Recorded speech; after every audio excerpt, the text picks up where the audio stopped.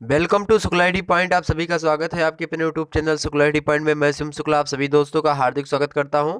दोस्तों, आज की वीडियो में हम बात करेंगे शिक्षा शास्त्र पेपर 2 के मॉडल पेपर के बारे में और जानेंगे कि 2021 में किस प्रकार के प्रश्न एग्जाम में पूछे जाएंगे और कौन कौन से इंपॉर्टेंट प्रश्न हैं। ठीक है, ये बीए द्वितीय वर्ष वालों के लिए लेक्चर इंपॉर्टेंट होगा मित्रों। तो बीए द्वितीय वर्ष से संबंधित छात्र एवं छात्राएं इससे जो है बहुत लाभान्वित हो सकेंगे, क्योंकि मॉडल पेपर में ये होता है कि हम इसमें जो है अच्छे से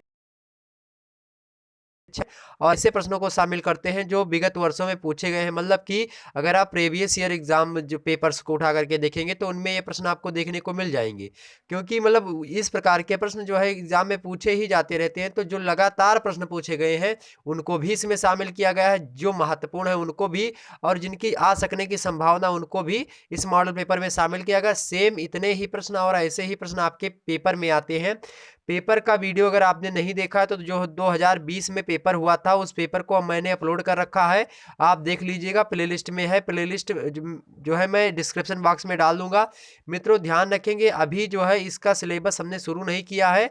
तो अगर आपको एजुकेशन यानी शिक्षा शास्त्र से संबंधित आपको सिलेबस पढ़ना है तो आप हमारे चैनल को सब्सक्राइब कर दीजिए। मैं पूरा सिलेबस जो है आपके पेपर तक कंप्लीट होगा इसका। ठीक है, तो आप हमारे चैनल पे बने रहेंगे बिल्कुल। आप जो है एकदम से ऐसा नहीं कि सब्सक्राइब करने के बाद नोटिफिकेशन बेल मत ऑन करिएगा, उसको ऑन करेंगे तभी नोटिफिकेशन पहुंचेगा और तभी सब्सक्राइब करने का मतलब भी बनता है मित्रों। ठीक है, ध्यान रखेंगे इतनी बात को। चलिए अब हम बात कर लेते हैं कि कौन कौन से महत्वपूर्ण प्रश्न है और पेपर कैसे बनता है, किस प्रकार का पेपर होता है, मतलब कैसे कैसे प्रश्न आते हैं।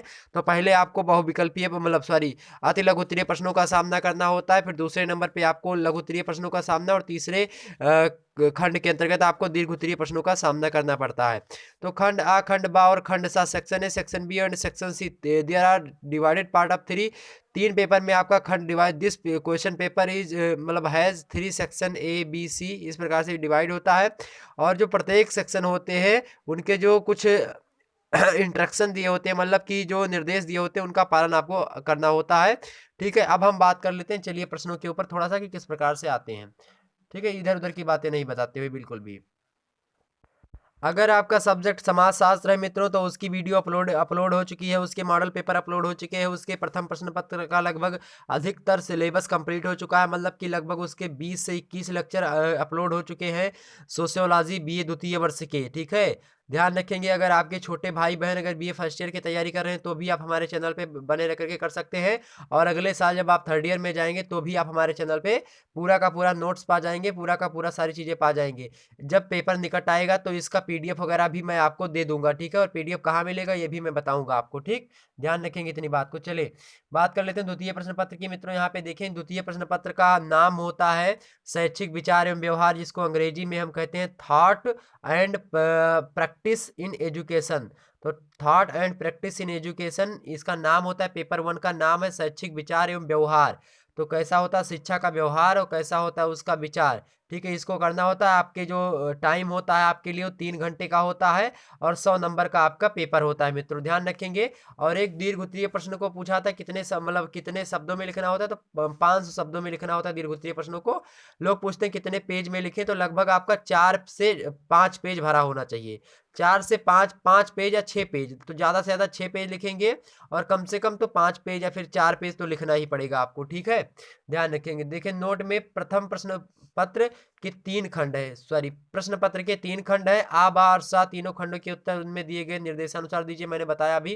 खंड आ देखिए, सभी प्रश्नों के उत्तर दीजिए। प्रत्येक प्रश्न का उत्तर लगभग 50 शब्दों में होना चाहिए। प्रत्येक प्रश्न का अंक जो है वो 2 नंबर का है, मतलब 10 प्रश्न आपको अति लघु उत्तरीय में मिलेंगे और 10 के मतलब एक प्रश्न आप करोगे तो 2 नंबर आपको मिलेगा। ऐसा नहीं कि आपको 10 के 10 करने अनिवार्य ही है, अगर आप नहीं करना चाहते तो नहीं करेंगे, लेकिन क्या होगा 2 नंबर आपको नहीं मिलेगा फिर।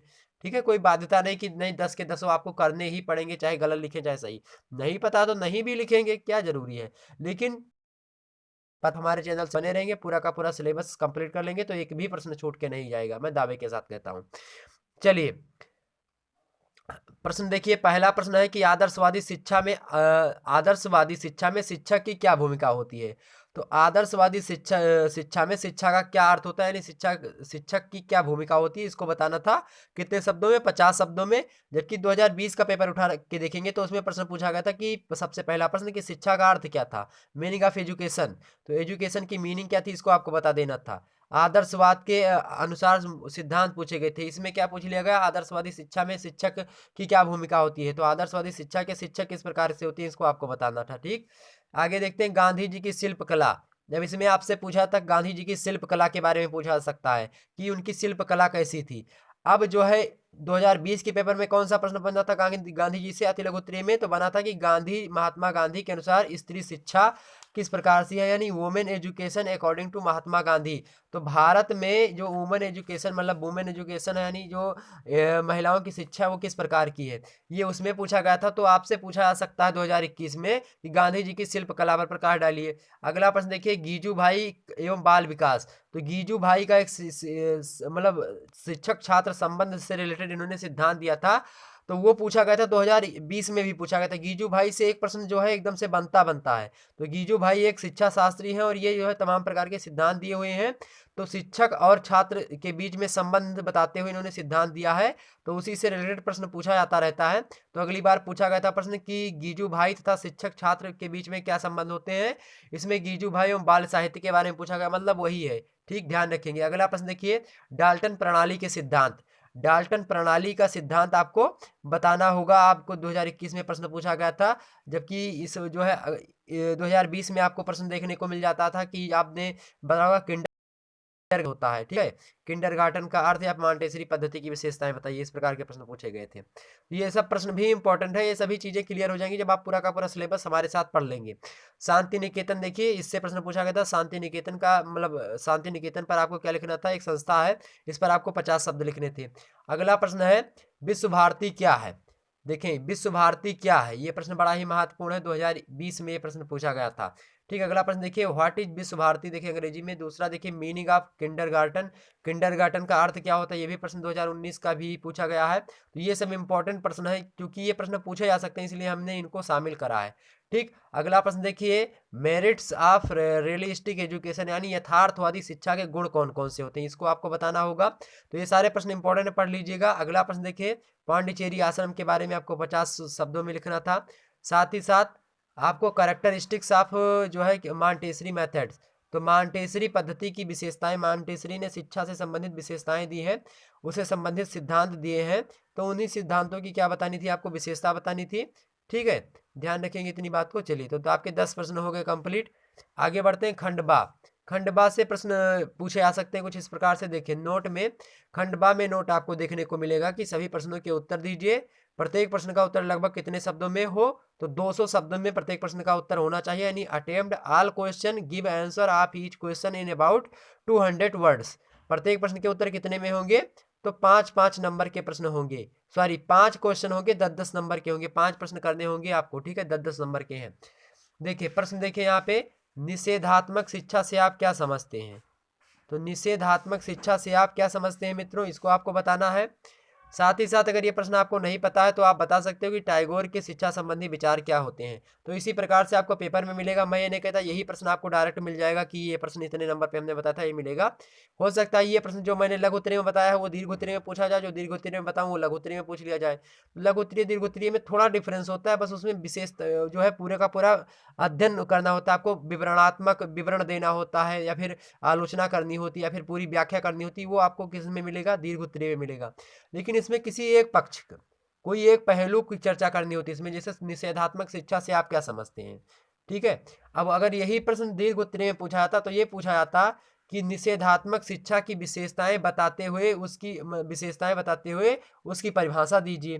ठीक है, विभिन्न समाजशास्त्रियों के अनुसार इस प्रकार से प्रश्न पूछा जा सकता है। और ध्यान रखेंगे, निषेधात्मक शिक्षा ये प्रश्न पूछा गया था 2020 के परीक्षा में भी।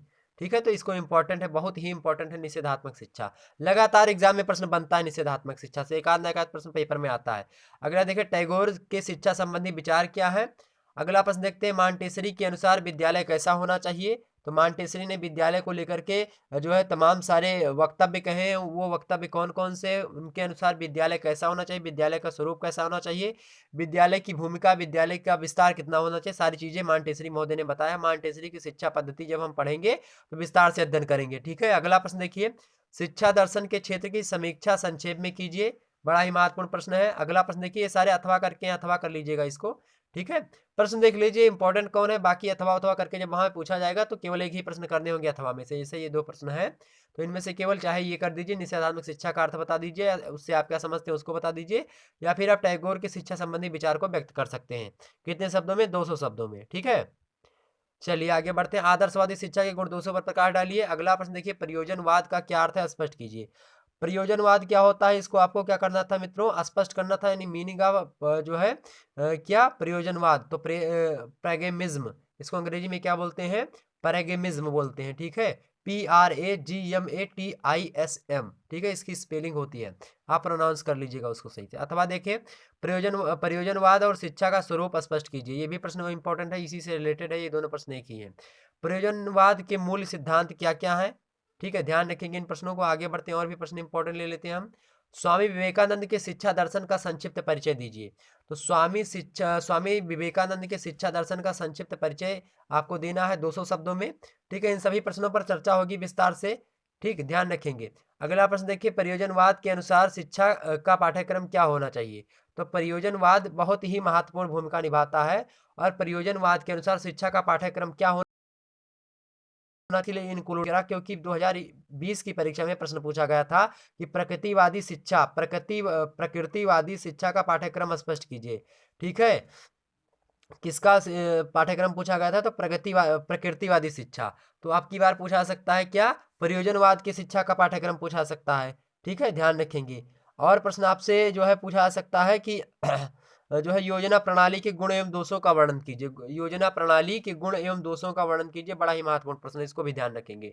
तो चलिए अब खंडसा पे चढ़ते हैं। खंडसा देखिए, नीचे दिए गए प्रश्नों को, नीचे दिए गए 5 प्रश्नों में से किन्हीं 2 प्रश्नों के उत्तर दीजिए। प्रत्येक प्रश्न का उत्तर लगभग 500 शब्दों में होना चाहिए।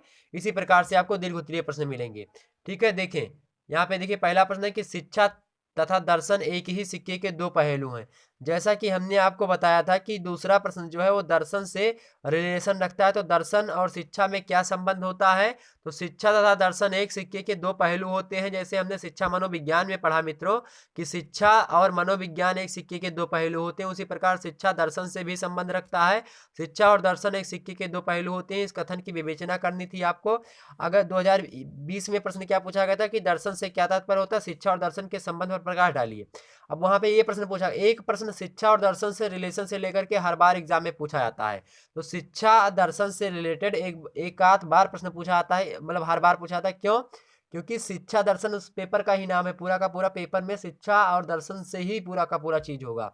ठीक है, अगला प्रश्न देखिए, गांधी जी का पाठ्यक्रम शिक्षण विधि तथा अनुशासन के प्रति क्या विचार था। तो गांधी जी का शिक्षा का पाठ्यक्रम क्या होना चाहिए, शिक्षण विधि कैसी होनी चाहिए और अनुशासन कैसा होना चाहिए, गांधी जी ने इस पर अपना विचार दिया है। तो विचार कौन सा उसको आपको बताना था।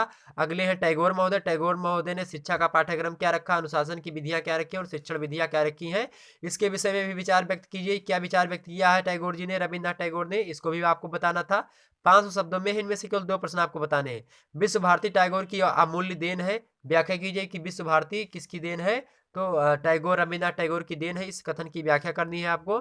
स्वामी विवेकानंद के व्यक्तित्व पर प्रकाश डाल सकते हैं आप, क्योंकि दर्शन से संबंधित है, तो दर्शन शास्त्र भी से भी प्रश्न इसमें आते हैं।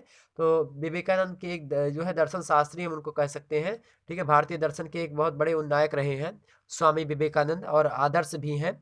स्वामी विवेकानंद से संबंधित प्रश्न भी एक बार एग्जाम में, मतलब हर बार 2020 के परीक्षा में पूछा गया, पूछा गया था प्रश्न कि स्वामी विवेकानंद का शिक्षा में क्या योगदान है, विस्तार पूर्वक वर्णन कीजिए, ये पूछा गया था। ठीक है, एक प्रश्न और ध्यान रखेंगे मित्रों, फ्रोबेल की किंडरगार्टन प्रणाली जो है, इसका विस्तार से वर्णन भी आपको मैं बताऊंगा। तो ये आपका दीर्घ उत्तरीय प्रश्न भी पूछा सकता है, फ्रोबेल की किंडरगार्टन प्रणाली। तो किसने किंडरगार्टन प्रणाली का विस्तार किया था, फ्रोबेल ने दिया था, उसको विस्तार से आपको चर्चा करनी थी। ठीक है, 2020 की परीक्षा में पूछा गया था। तो 2021 में भी इससे प्रश्न पूछे जा सकते हैं। अब ये इसमें दीर्घ उत्तरीय में पूछा गया था, तो उसमें लघु उत्तरीय में किंडरगार्टन प्रणाली से प्रश्न जरूर पूछा जाएगा। तो किंडरगार्टन प्रणाली, बुनियादी शिक्षा, प्रयोजनवाद, उसके अंदर प्रकृतिवाद, दर्शन क्या होता है, शिक्षा क्या होती है, इसको जानना अति आवश्यक होता है। साथ ही साथ आदर्शवाद क्या है, महात्मा गांधी ने शिक्षा के बारे में क्या कहा है, इन सभी बातों को मेरिया मॉन्टेसरी ने शैक्षिक विचारों पर क्या कहा है, निषेधात्मक शिक्षा क्या होती है, योजना प्रणाली के गुण और दोष क्या होते हैं, की शिक्षा, प्रयोजनवाद के अनुसार शिक्षा की क्या क्या विधियां होती है, सारी बातें हमको पता होनी चाहिए। साथ ही साथ रविन्द्रनाथ टैगोर के शिक्षा परिचय भी हमको पता होना चाहिए, और गांधी जी का। है। ये सभी बहुत ही महत्वपूर्ण है। मांटेसरी जीत की पद्धति भी हमको इम्पोर्टेंट है, पढ़नी होगी, क्योंकि यहाँ से प्रश्न लगातार एग्जाम में पूछे जाते हैं। मुझे नहीं लगता कि यहाँ से कुछ बाहर प्रश्न आता है यहाँ से। ठीक है, बस यही जो है रटे रटाए यही सारे चीज़ आते हैं जो हमेशा से यही पूछे जाते हैं। ठीक है, तो बिल्कुल चिंता करने की बात नहीं है, पूरा का पूरा सिलेबस आपका कंप्लीट होगा। आप हमारे चैनल से बने रहेंगे तो आपको टाइम टू टाइम नोटिफिकेशन मिलता रहेगा वीडियो का, लेक्चर 1, लेक्चर 2, लेक्चर 3 इस माध्यम से। ठीक है, ध्यान रखेंगे। चलिए मिलते हैं अगले वीडियो में, तब तक के लिए जय हिंद, जय भारत।